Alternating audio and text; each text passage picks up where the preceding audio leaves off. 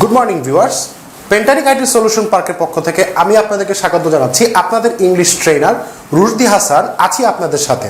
Viewers, আজকে আমরা যে টপিকসটা নিয়ে কথা বলবো সেটি হচ্ছে পাস্ট কন্টিনিউয়াস টেন্স। ভিউয়ার্স, আপনারা নিশ্চয়ই কন্টিনিউয়াস শব্দটির সাথে পরিচিত আছেন, বিকজ প্রেজেন্ট কন্টিনিউয়াস টেন্স নামে আমরা একটি লেকচার করেছিলাম। কন্টিনিউয়াস শব্দটির মানে হচ্ছে চলমান বা যেটা চলছে। একইভাবে প্রেজেন্ট কন্টিনিউয়াস টেন্সে আমরা যেমন শিখেছিলাম বর্তমানকালের কোনো ঘটনা চলছে, ঠিক সেইভাবেই পাস্ট কন্টিনিউয়াস টেন্সে আমরা শিখব অতীতের কোনো ঘটনা একটি নির্দিষ্ট সময়ে চলেছিল সেটার ব্যবহার, কিভাবে সেন্টেন্সগুলো গঠিত হয়, কিভাবে নেগেটিভ ফর্ম হয়, কিভাবে ইন্টারোগেটিভ ফর্মে ট্রান্সফার করতে হয়। এই জিনিসগুলো নিয়ে আজকে আমরা আলোচনা করব। তো ভিউয়ার্স, নিশ্চয়ই আপনাদের মনে প্রশ্ন যাচ্ছে আগের লেকচারগুলোর মতো ডেফিনিশন মানে সংজ্ঞাটা কি পাস্ট কন্টিনিউয়াস টেন্সে, অর্থাৎ কিভাবে আমরা বুঝবো এই উপরোক্ত সেন্টেন্সটি পাস্ট কন্টিনিউয়াস টেন্স। সংজ্ঞাটার দিকে চোখ দিলেই আমরা ভালোভাবে বুঝতে পারবো। চলুন আমরা দেখি সংজ্ঞাতে কি বলেছে।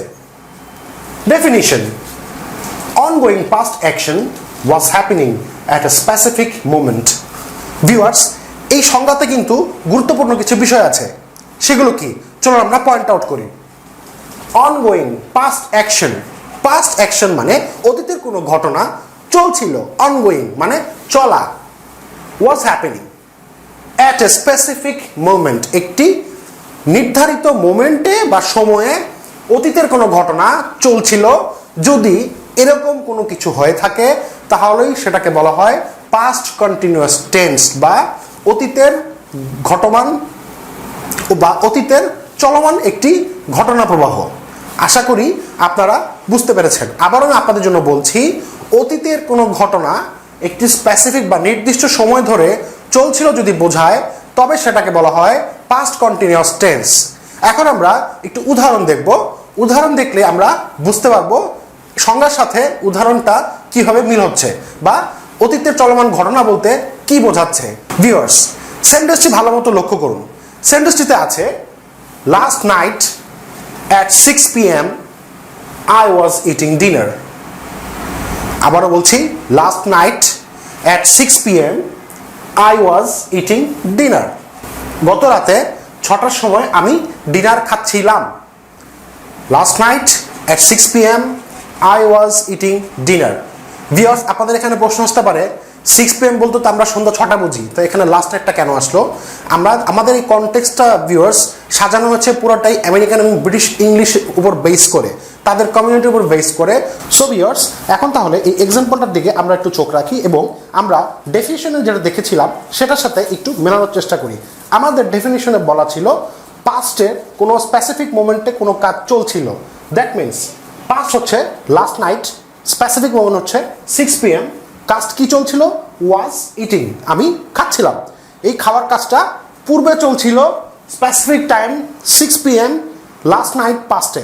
তার মানে সংজ্ঞা অনুযায়ী আমরা যদি মেলাই তাহলে আমরা পাচ্ছি লাস্ট নাইট পূর্বের একটি কাজ, পূর্বের সময় স্পেসিফিক টাইম 6 p.m.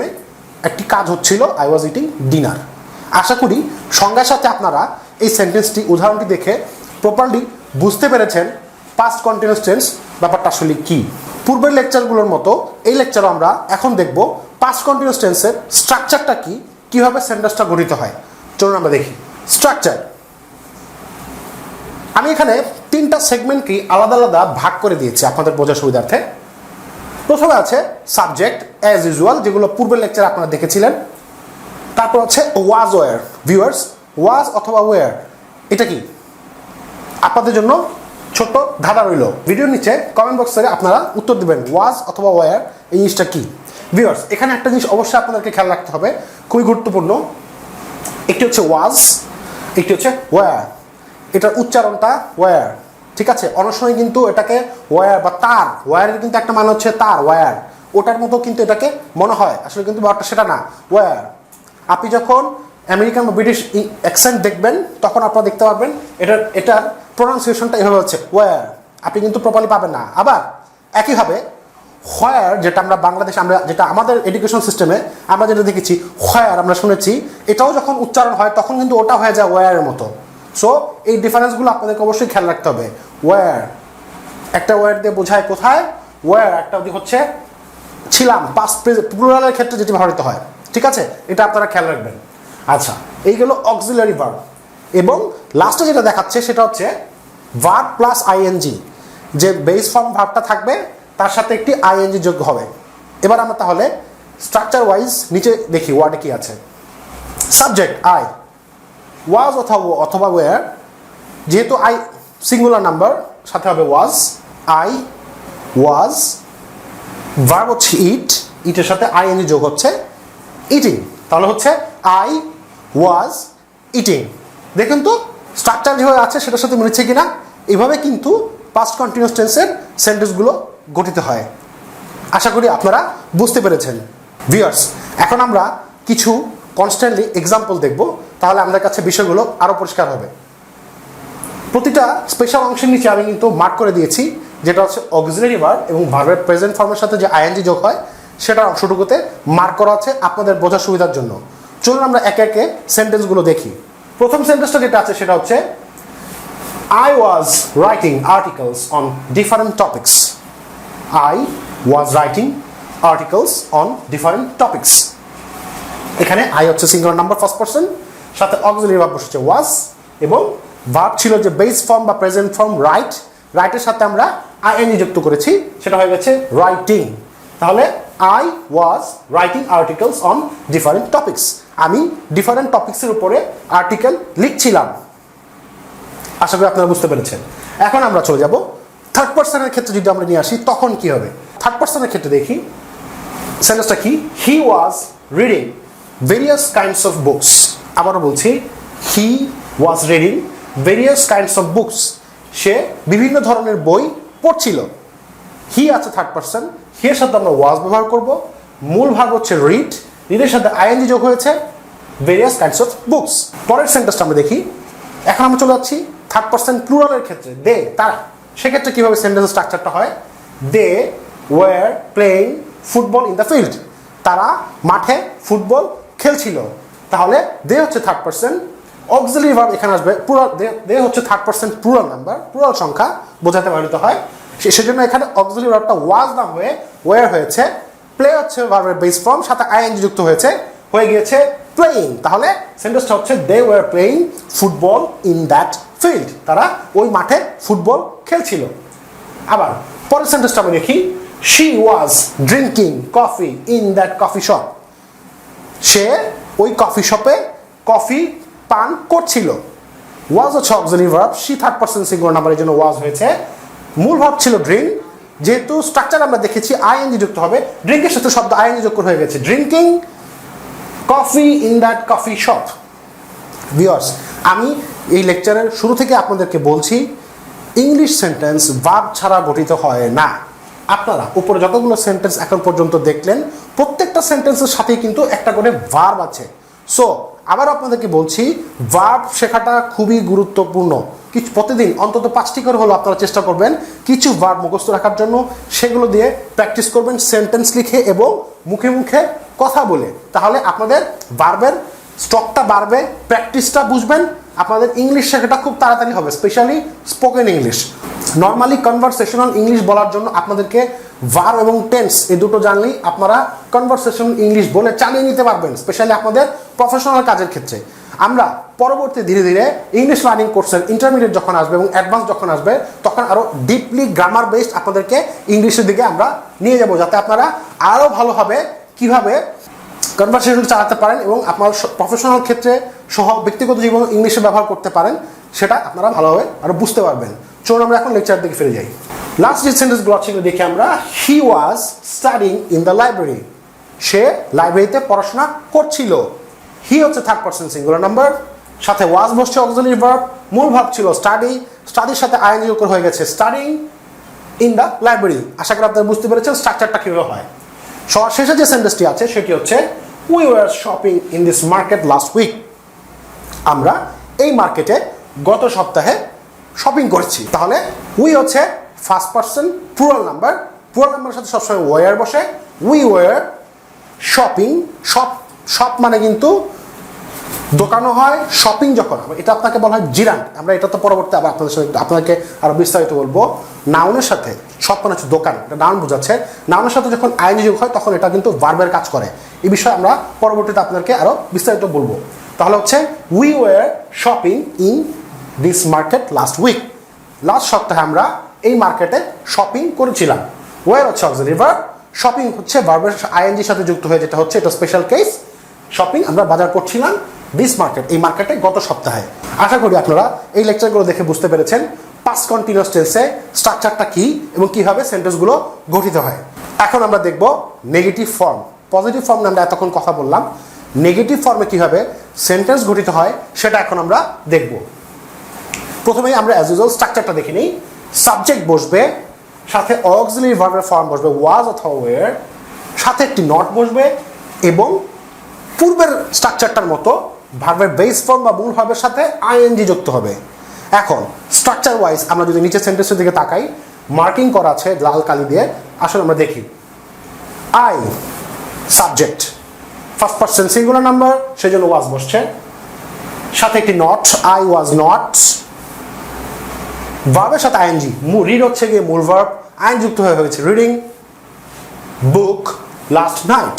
পুরো সেন্টেন্সটা আমি পড়ছি, I was not reading book last night, মানে হচ্ছে গত রাতে আমি বই পড়ছিলাম না। I was not reading book last night. তাহলে স্ট্রাকচারটাকে আপনারা বুঝতে পারছেন নিশ্চয়ই। সাবজেক্টের সাথে একটি অক্সিলারি ভার্ব বসছে, অক্সিলারি ভার্বের পরে একটি নট যুক্ত হবে, নটের পরে ভার্বের যে বেস ফর্ম থাকবে তার সাথে একটি আইএনজি যুক্ত হবে এবং বাকি সেন্টেন্সের বাকি অংশটুকু বসে যাবে। তাহলে নেগেটিভ স্ট্রাকচারটা কি সেটা অবশ্যই আপনারা এই নিচের উদাহরণ দেখে বুঝতে পেরেছেন। আসুন আমরা সামনে আরো কিছু উদাহরণ দেখি। উপরের এক্সাম্পলগুলো আমরা যদি খেয়াল করি তাহলে আমরা কি দেখতে পাবো, আসুন আমরা দেখি। এখানে আমি স্পেশালি দুটো সেন্টেন্সের দুটো পার্টের মাঝখানে প্লাস চিহ্নের মাধ্যমে নটটা বসিয়ে দেখিয়েছি কিভাবে সেন্টেন্সটা অ্যাড হচ্ছে, স্ট্রাকচারটা আরো বেশি ক্লিয়ার আপনারা বুঝতে পারবেন। প্রথম সেন্টেন্সটা আমরা দেখি, they were not playing hockey on that field last week. তারা লাস্ট সপ্তাহে, গত সপ্তাহে ওই মাঠে হকি খেলছিল না। দে ওয়ার একটা part, playing hockey on that field পার্টের মাঝখানে আমরা নটটা যুক্ত করে দিয়েছি। তাহলে হচ্ছে they were not playing hockey on that field last week. Second sentence আমরা দেখি, the poet was not writing a romantic poem.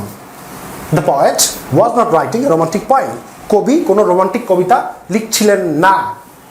The poet ওয়াজ একটি part, writing a romantic point আরেকটি পার্ট, মাঝখানে আমরা দিয়েছি নট, যেটাতে আমাদের এই সেন্টেন্সটা নেগেটিভ ফর্মে চলে এসেছে। থার্ড সেন্টেন্সটা আমরা দেখি, the lyricist was not writing a realistic song for the programme. যিনি সঙ্গীত রচনা করেন তিনি এই প্রোগ্রামটির জন্য কোনো বাস্তবিক কোনো গানের কথা লিখছিলেন না। তাহলে দ্য লিরিসিস্ট ওয়াজ একটি part, writing a realistic song for the programme একটি পার্ট, সাথে আমরা নটটা যুক্ত করে দিয়েছি। তাহলে আমার সেন্টেন্সটা পজিটিভ থেকে নেগেটিভের দিকে চলে গেছে। আশা করি আপনারা বুঝতে পেরেছেন পাস্ট কন্টিনিউয়াস টেন্সের নেগেটিভ ফর্ম কি, স্ট্রাকচারটা কিভাবে গঠিত হয়। এখন আমরা যে পার্টটা নিয়ে কথা বলবো সেটা হচ্ছে ইন্টারোগেটিভ ফর্ম। অর্থাৎ আমরা পজিটিভ দেখলাম, আমরা নেগেটিভ দেখলাম, এখন পজিটিভ থেকে আমরা যদি ইন্টারোগেটিভের দিকে যাই তখন কীভাবে সেন্টেন্সটা গঠিত হবে সেটা স্ট্রাকচারটা কি, চলুন আমরা দেখি। স্ট্রাকচারটার দিকে যদি আমরা লক্ষ্য করি তাহলে আমরা পাচ্ছি ওয়াজ অথবা were first part, auxiliary verb. আপনারা নিশ্চয়ই বুঝতে পারছেন পূর্বের লেকচারগুলো যারা দেখেছেন কীভাবে স্ট্রাকচারটা হচ্ছে আগের জিনিসগুলোর মতো।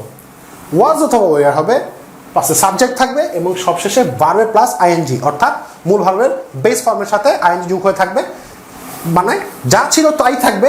অক্সিলারি ফর্মটা আমরা শুধু প্লেস করে আগে নিয়ে আসছি পূর্বের টেন্সগুলোর মতো। প্রেজেন্ট কন্টিনিউয়াস টেন্স যখন আমরা ইন্টারোগেটিভ করেছিলাম আমরা এভাবেই দেখেছিলাম। এখন আমরা সেন্টেন্স ওয়াইজ যদি নিচে দেখি, মার্ক করা আছে যেগুলো খেয়াল করবেন, লেখা আছে was he doing this work, was he doing this work, সে কি কাজগুলো করছিল।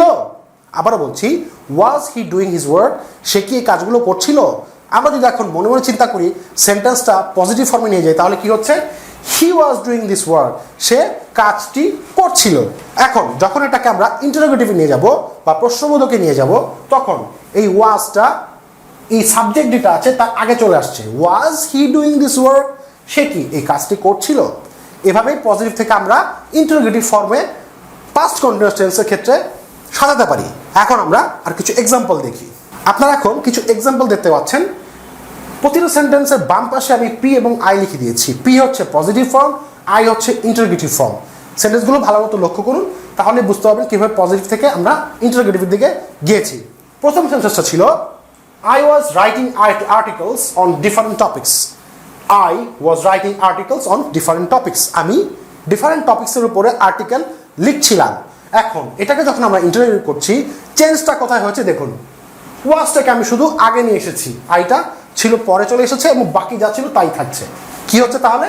Was I writing articles on different topics? আমি কি ডিফারেন্ট টপিক্সের উপর আর্টিকেল লিখছিলাম? পরের সেন্টেন্সটা দেখি, he was reading various kinds of books. একইভাবে যখন আমি এটাকে ইন্টারোগেটিভ করছি তখন হচ্ছে was he reading various kinds of books? সে কি ভেরিয়াস কাইন্ডস অফ বুকস পড়ছিল? থার্ড সেন্টেন্সটা যদি আমরা দেখি, they were playing football in the field, in that field. আবার যদি এটাকে ইন্টারোগেটিভ করতে হয়, ওয়ারটাকে আমরা সামনে নিয়ে আসছি, were they playing football in that field.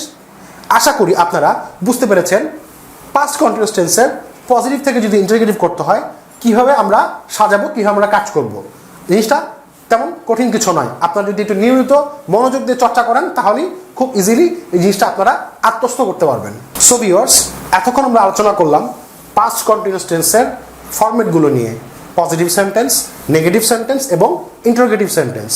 যে জিনিসগুলো আপনাদেরকে দেখানো হয়েছে অবশ্যই এগুলো আপনারা বাসায় চর্চা করবেন এবং নিয়মিত চর্চা করলে অবশ্যই আপনারা ইংলিশ কনভারসেশনে আরও কনফিডেন্ট হবেন। কনফিডেন্টলি আপনারা আপনাদের ইংলিশ ডেলিভারি করতে পারবেন। আমি আবারও বলছি, টেন্স এবং ভার্ব স্পোকেন ইংলিশের জন্য খুবই গুরুত্বপূর্ণ। আপনার ওয়ার্ড স্টক থাকবে, টেন্স সম্পর্কে আপনার ধারণা থাকবে, আপনি অনর্গল ইংলিশে কথা বলতে পারবেন। তো ভিউয়ার্স, আজকে এই পর্যন্তই। আগামী পর্বে আবার দেখা হবে। সবাই ভালো থাকবেন। Thank you everybody.